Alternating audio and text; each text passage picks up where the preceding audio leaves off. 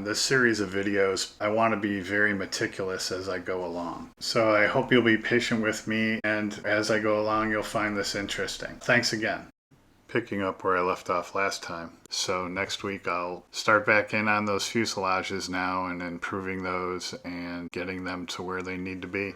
In order for me to get the fuselage sides the way they need to look, I need to have plans to do that. So what I did was I used this image from the book that I ordered, and it's a 1:72 scale, scanned it in at 100%. I then printed it out and put the model piece over it to make sure that indeed it was 1:72, and then save this image. Moved the words down and got everything clean up in there. So this is now the port profile of the C-1A trader. And I checked it against references, including, and I'll show you in a little bit, there's a couple of YouTubers out there who have channels dedicated to walk-arounds of airplanes. And I have a couple of those. So basically went back and forth between those two videos to verify the various panel lines. This image now gives me that door and where to start. So this is a great beginning to getting the image that I need to then duplicate on the fuselage. Also using this image and got this to 1:72 and got them all to line up. This then tells me where the doors and some of those outlines are. It also cued me to this hatch, which I then verified on my other references. So then using a combination of, this image and that image, I got rid of the engine and reproduced this side of the fuselage. So that's what you see there. So then using, my software just created curves and circles and what have you, erased the previous image, so erased all this, and then laid in this, and then went back and forth and verified my lines and everything against actual references. And then what I did is printed this out, laid the fuselage half over it, made sure it was all to scale, and made sure that those windows, and sure enough they did, which was like a second verification of the accuracy of my image, was those windows lined up like perfectly. So I knew I had the right image for this side in the 1:72 scale. So then using this image to now get the other side, what I did was copied this, right? And then that's why I left these lines here. And then using these 2 points as my points of reference, I made a copy of that image. And then with the software, what you could do is grab it and like flip it over on itself, and you get the opposite image. And so that's what I got here. And so now I have the opposite side, and then I had to do some cleanup. So here you see it has the probe. It has this structure here, which is only on the port side of the plane.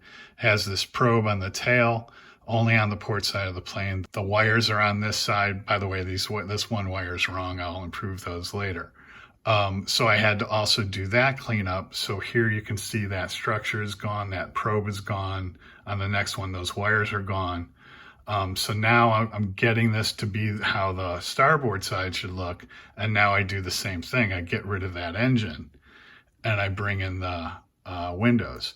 Basically what I did there for the windows is went back up into here, made a copy of this and did the same thing. Brought it into this one, flipped it, and now put it in the same position relative to these panel lines. And sure enough, when I printed the two out and flipped them over and held them up to each other, up to the light, they matched up perfectly. So now this gives me the starboard fuselage, and now I have a map as to where to put all the panel lines on each side. So, because it's going to be a lot easier to describe all these panel lines with that thing laying flat on the table, as opposed to after putting it together.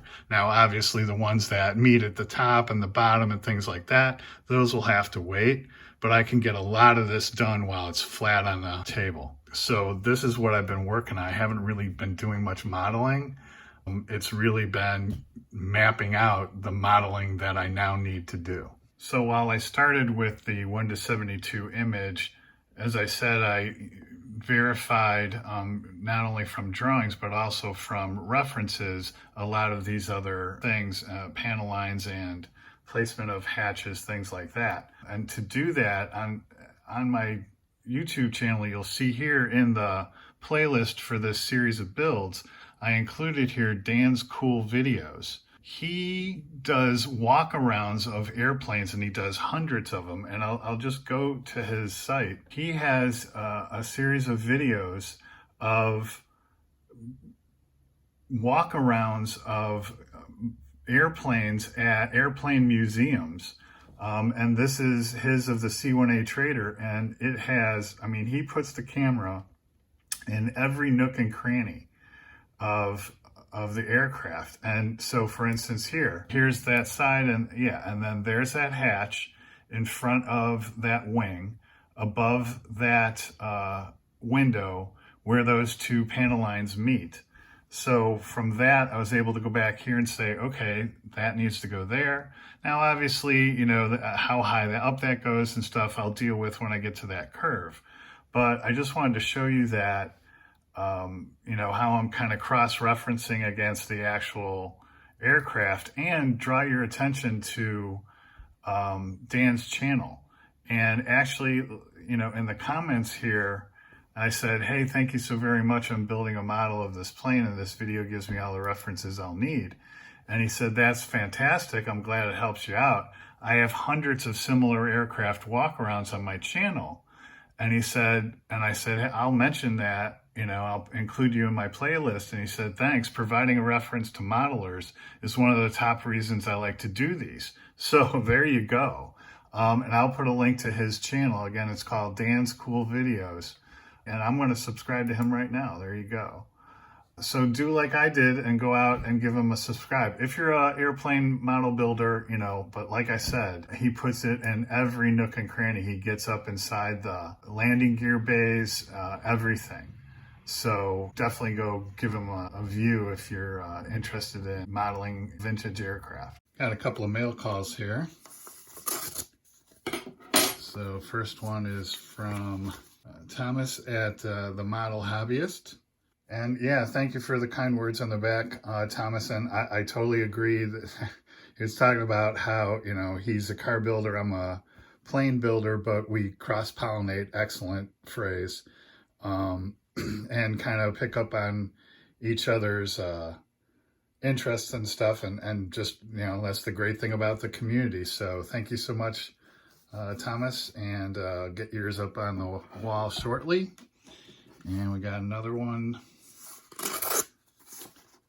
from Jeff Donahue, Scale Modeling. Jeff is an awesome modeler. He's got a really cool channel. Give me a second. Thank you for the kind words, Jeff. And yeah, I enjoy watching your channel as well. You know, when Jeff does shout outs and stuff, he actually goes and shows people's channels and all that. He's an awesome modeler, very much into the detail that it takes. You know, he does the long format videos, which I enjoy. So yeah, if you get a chance, definitely go check out Jeff. And there we go, Jeff and Thomas's cards up on the wall. Gonna have to move the calendar up pretty soon. So thanks again, guys.